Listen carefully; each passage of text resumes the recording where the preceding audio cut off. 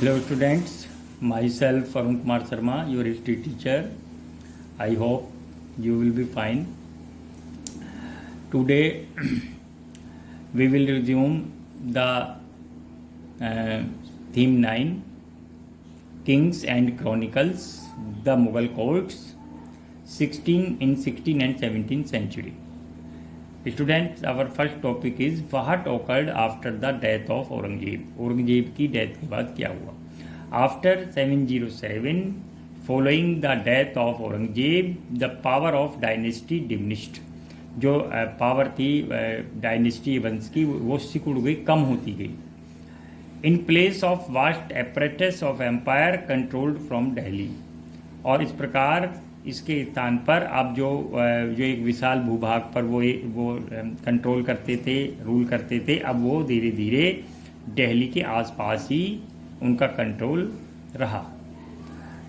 Agra and Lahore, the different capital cities, regional powers acquired greater economy. Agra and Lahore जो कि capital cities थी, regional powers, अब वहाँ से रीजनल पावर ने भी काफ़ी अपने आप को ग्रेटर इकोनॉमी यानी अपने आप को स्थापित किया. Yet symbolically the prestige of Mughal ruler did not lose it aura. लेकिन अगर प्रतीकात्मक रूप से देखा जाए तो उनका जो प्रेस्टीज था, डिग्निटी थी, सम्मान थी, हैसियत थी मुगल रूलर्स की, उन्होंने अपनी ओरा यानी आभा को नहीं खोया. In 1857, the last scion of this dynasty, इस वंश का अंतिम शासक या प्रतीक Bahadur Shah Zafar second was overthrown by British. उसे ब्रिटिश लोगों ने उसकी गद्दी से हटा दिया. Students, our next topic is mention the person reason the production of chronicles important. यानी जो क्रॉनिकल्स जो का प्रोडक्शन था इतिहास का या बुक्स का, वो बहुत इम्पोर्टेंट क्यों था? Chronicles commissioned by the Mughal emperors are an important source for studying the empire and its court. जो क्रॉनिकल्स थे commissioned by the Mughal emperor, जो मुगल एम्पायर जिनको क्रॉनिकल्स को नियुक्त करता था, are in important source for studying the empire and its court. क्योंकि इससे लोगों को एम्पायर के और रूल के बारे में और इसके कोर्ट्स के बारे में भी जानकारी मिलती थी. These were written in order, ये जो लिखे जाते थे, टू प्रोजेक्ट ए विजन, एक दृष्टिकोण को प्रोजेक्ट किया जाता था, ऑफ एन एनलाइटेंड किंगडम. इसमें बताया जाता था कि ये बहुत ही एनलाइटेंड ज्ञानवान राज्य है. To all those who came under its umbrella, जो भी राज्य के अंतर्गत आते थे उन लोगों को बताया जाता था कि हमारा जो किंगडम है, हमारा राज्य है, वो फुल ऑफ टैलेंट है, एनलाइटेंड है. At the same time they were meant to convey those who registered the rule of Mughals. साथ में उसी समय वे उन लोगों को भी एक संदेश दे रहे होते थे जो मुगल रूल का विरोध करते थे या कर रहे थे. And that all resistance was destined to fall, और ये बताते थे कि जो सारे जो ये रेजिस्टेंस है, विरोध है, वो फेल होगा और वो असफल होगा. Also the rulers wanted to ensure, साथ में रूलर ये भी निश्चित करना चाहते थे कि that there was an account of their rule for posterity. उसने साथ में ये कर रहे थे कि an account of their rule for posterity, यानी वे जो आने वाली जो फ्यूचर जनरेशन थी या नेक्स्ट जनरेशन थी उनको भी एक मैसेज संदेश देना चाहते थे. वे भी जाने कि मुगल रूल कैसा था और उसमें क्या क्या होता था. Topic 3, mention the reason that author of Mughal chronicles were invariably courtiers. यानी जितने भी अथर थे, राइटर थे, वे देखा जाए तो वो कोर्टियर दरबारी ही थे. क्यों थे ऐसा क्यों था? The history of the history they wrote focused on events centred on ruler, his family, the court and nobles, war and the administrative arrangement. यानी जो भी हिस्ट्री उन्होंने लिखी उनके सेंटर में था एम्परर, रूलर, उसकी फैमिली और नोबल्स। वार माने युद्ध, उन किसने युद्ध किए और उनके प्रशासनिक प्रबंध क्या थे। Their titles such as Akbarnama, Shahjahannama, Alamgirnama, और साथ में टाइटल भी ऐसे दिए जाते थे कि जो उनको ग्लोरीफाइड करते थे रूलर्स को। That is the story of Akbar, Shah Jahan and Al Akbar. ये तीनों बुक्स जो हैं, story of Akbar is Akbarnama, story of Shah Jahan is Shahjahannama and story of Alamgirnama. Humayun Alamgir, a title of the Mughal ruler Aurangzeb, और मुगल रूलर औरंगजेब को ये टाइटल दिया गया था आलमगीर। सजेस्ट दैट, ये बताता था कि in the eyes of their authors the history of empire and the court. Suggest that, ये बताया था कि in the eyes of their authors the history of empire and court was synonyms with that of emperor. यानी जो court की history थी वही emperor की हिस्ट्री थी, यानी दोनों पर्यायवाची थे, सिनोनिम्स थे। Topic, next topic is topic 4, mention the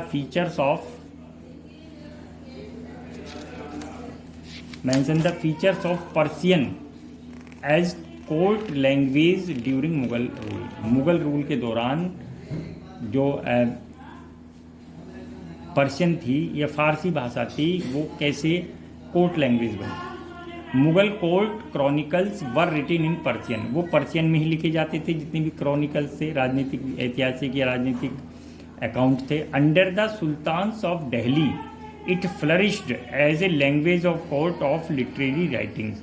इससे पहले यानी मुगल रूल से पहले जो सल्तनत था या सल्तनत रूल था दिल्ली में, उसमें भी ये फ्लरिश हुई थी और इसमें काफ़ी ये लैंग्वेज ऑफ कोर्ट, दरबार की भी भाषा थी और लिटरेरी राइटिंग्स भी बहुत हुआ था इसमें। As the Mughal were Chagatai Turks, क्योंकि वे छगताई टर्क थे by origin. Turkish was their mother language, उनकी मदर लैंग्वेज पर्शियन नहीं थी, वो टर्किश थी। Their first ruler Babur wrote poetry in his memoirs and in Persian. उसने पोएट्री में जो की थी बाबर ने, जो अपनी यादगार में पोइट्री या कविता लिखती थे, वो तुर्की भाषा में ही लिखते थे। इट वाज अकबर, ये अकबर था, who consciously set out to make Persian the leading language of Mughal court, जिसने सोच समझकर या जानबूझकर पर्शियन को कोर्ट की लैंग्वेज, दरबार की भाषा बनाया। Cultural and intellectual contacts with Iran, पहला उसका कारण था कि उनके कॉन्टैक्ट थे ईरान से, कल्चरल एंड इंटेलेक्चुअल, सांस्कृतिक और बौद्धिक। As well as regular stream of Iranian and central Asian migrants, लगातार ईरान से और सेंट्रल एशिया से माइग्रेंट्स, शरणार्थी लोग आते थे। Seeking positions as Mughal court, Mughal court में जॉब के लिए, नौकरी के लिए आते थे। माइट हैव मोटिवेटेड, शायद इसी से वो मोटिवेट हुआ, प्रेरित हुआ, the emperor to adopt the language, और इस प्रकार उसने इस लैंग्वेज को कोर्ट लैंग्वेज के रूप में एडेप्ट किया। Persian was elevated to language of empire, वो एम्पायर की लैंग्वेज बनी। एम्पायर मीन्स साम्राज्य। कन्फरिंग पावर एंड प्रेस्टीज, इस प्रकार इसने पावर, शक्ति, सत्ता और सम्मान की भाषा बनी। On those who had a command in it, यानी जो भी पर्शियन भाषा पर कमांड करते थे, अच्छी तरह बोलते थे, लिखते थे, राइटिंग करते थे, उनके लिए actually Persian was the language of power and Prestige. It was spoken by the king, ये राजा भी यही बोलता था। रॉयल हाउस होल्ड, पूरे दरबार में, पूरे राजमहल में उसके परिवार के द्वारा यही बोली जाती थी। And the elite of court, और कोर्ट में जितने एलीट थे, जितने भी ऑफिशियल थे, पावरफुल नोबल्स थे, वो सब ही इस भाषा को ही स्पोक करते थे। Further it became the language of administration, बाद में ये प्रशासन की भी भाषा बनी। एट ऑल लेवल्स, और सभी लेवल्स पर, so that accountants clerks and other functionary, और जितने भी अकाउंटेंट थे, लेखाकार थे, क्लर्क थे और दूसरे ऑफिशियल अधिकारी थे, आल्सो लर्न इट, वो भी इसको सीखने लगे। जिन पे नहीं भी आती थी वो भी सीखते थे, क्योंकि it was the language of power and Prestige. Students, our next topic 5, which language were heavily influenced by vocabulary and idioms of Persian language, यानी पर्शियन लैंग्वेज के वोकैबुलरी शब्दकोश से और इडियम्स मुहावरों लोकोक्तियों से कौन सी भारतीय भाषाएं प्रभावित हुई। Even when the Persian was not directly used, जहाँ पर्शियन का डायरेक्ट यूज नहीं किया जाता था, it's vocabulary and idiom heavily influenced the language of official records in Rajasthani and Marathi and even Tamil, यानी भारत की जो ये 3 भाषाएं हैं, राजस्थानी, मराठी और तमिल, ये तीनों, इन तीनों में ही पर्शियन वर्ड हैं, पर्शियन वोकैबुलरी का यूज़ किया गया है और ईडियम्स का भी यूज़ किया गया है। Since the people using Persian in the 16th and 17th century, क्योंकि भारत में लोग इसका 16th और 17th सेंचुरी से यूज़ कर रहे थे, came from many different regions of the subcontinent, और जो लोग बाहर से आए थे भारत में, यानी सब कॉन्टिनेंट के अलग अलग भाग, and spoke other Indian languages, और दो दूसरी भाषाएं भी कई बोलते थे। Persian too became Indianised by absorbing local idioms, और इस प्रकार पर्शियन भी इंडियनाइज्ड हुई, क्योंकि पर्शियन ने भी बाहर की कई भाषाओं के इडियम्स और वोकैबुलरी को एडॉप्ट किया। A new language Urdu sprang from the interaction of Persian with Hindi, और एक नई भाषा भी इससे डेवलप्ड हुई, और उसका नाम था उर्दू।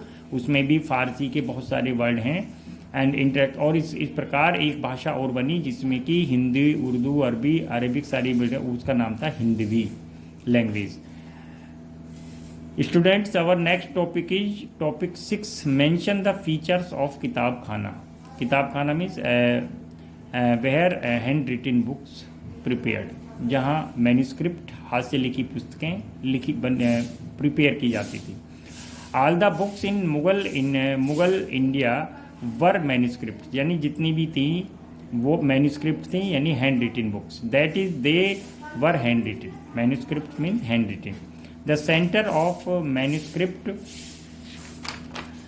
प्रोडक्शन वाज किताब खाना, और क्या होता था, उसका नाम होता था उस जगह का, उसे बोलते थे किताब खाना। Although kitab khana can be translated as library, it was a scriptorium, यदि कि इसको लाइब्रेरी भी ट्रांसलेट किया जाता, लेकिन एक्चुअली में ये स्क्रिप्टोरियम था जहाँ लोग पुस्तक लेखन करते थे।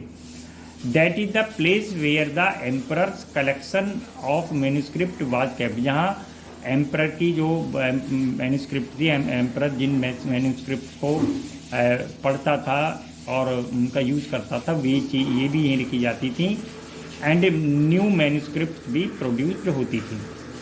Topic 7, mention the language of Akbarnama. Akbarnama की लैंग्वेज क्या थी? Mughal chronicles such as Akbarnama were written in the Persian, वो पर्शियन में लिखी गई, पारसी भाषा में। Topic 8, write the Persian name of Mahabharata. Mahabharata का Persian name, Mahabharata was translated as Razmnama, book of war, यानी पारसी में इसको ट्रांसलेट किया गया और इसका नाम था Razmnama, book of war.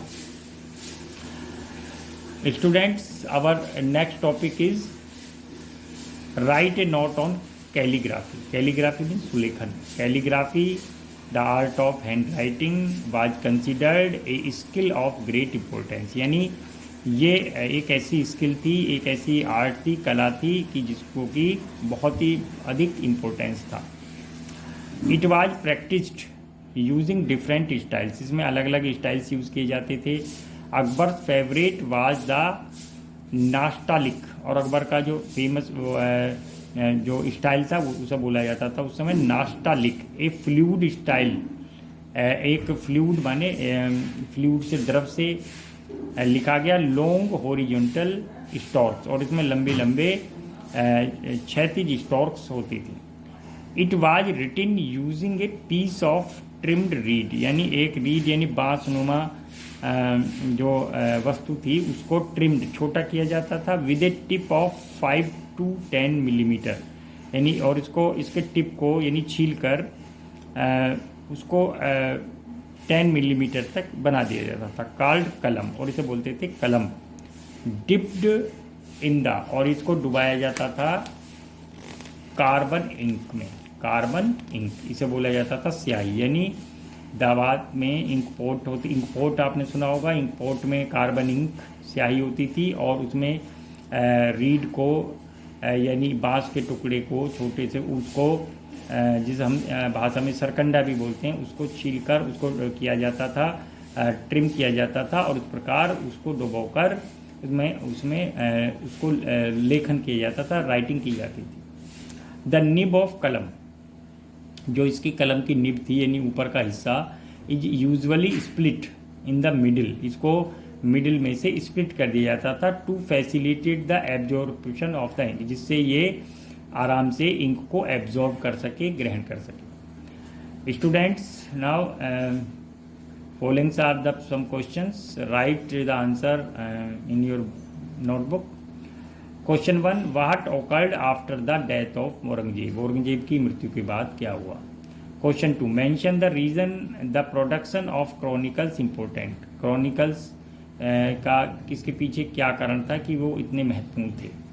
Mention the reason that the author of chronicles were invariably courtiers, यानी जो भी क्रॉनिकल्स के राइटर होते थे वो निश्चित रूप से ही without any difference they Mughal courtiers, Mughal दरबारी ही होते थे। Short, mention the features of Persian as court language during Mughal rule, Mughal rule के दौरान पर्शियन को क्यों कोर्ट लैंग्वेज बनाया गया, इसके क्या कारण थे। Long, which language were heavily influenced by vocabulary and idioms of Persian language, Persian language जो थी उससे कुछ भारतीय भाषाएं प्रभावित हुई, वो कौन सी भाषाएं थी। Long, mention the language of Akbarnama, Akbarnama की कौन सी लैंग्वेज थी। Very short, mention the features of kitab khana, kitab khana की क्या विशेषताएं थी। Short, write the Persian name of Mahabharata, Mahabharata का पर्शियन नेम, यानी पर्शियन में उसको ट्रांसलेट किया गया था, उसके बाद उसका क्या नाम रखा गया था। Write a note on calligraphy, सुलेखन, हाथ से लिखन मैन्युस्क्रिप्ट राइटिंग पर एक नोट लिखिए। Short, thank you very much.